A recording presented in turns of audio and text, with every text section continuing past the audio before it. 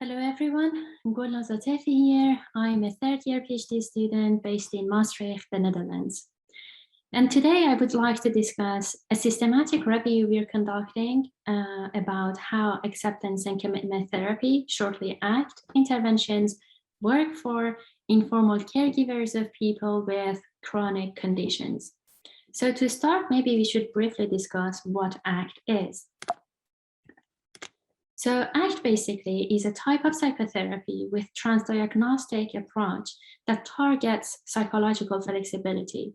And by psychological flexibility, we mean how open an individual can be in facing challenging situations in life. So we were interested to see how this approach is feasible, acceptable, and clinically effective for this population. And if so, what are the mechanisms of change? So we systematically went through 5 databases with a very broad inclusion criteria. We included all the English published interventions studies that included informal caregivers of adult patients and ACT-based interventions in any type or design. However, in terms of quality assessment, we used a very detailed and precise type of tool to rate the methodology.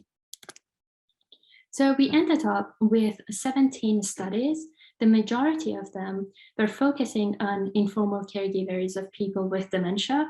Only 2 focused on cancer patients, and the rest were 1 study per condition, including palliative care, psychosis, brain injuries, and so on.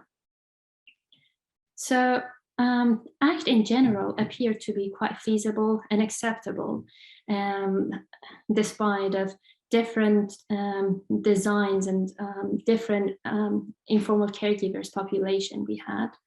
And the intervention efficacy varied from 1 study to another. However, the quality of studies were not high. They rated from low to moderate. So the range was 10 to 24 out of 44. So to conclude, we should highlight the applicability of ACT in various caregivers populations in this study.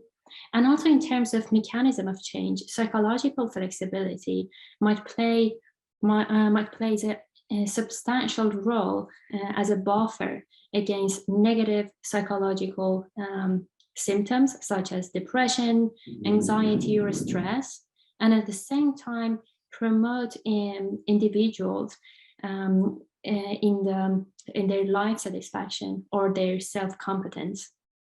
So for future research, maybe higher quality ACT interventions for different populations of informal caregivers are needed. And maybe it's interesting if future studies focus also on the positive side of the psychological outcomes, such as quality of life. So the take-home message will be ACT-based interventions for informal caregivers of people with chronic conditions is feasible, acceptable, and promising.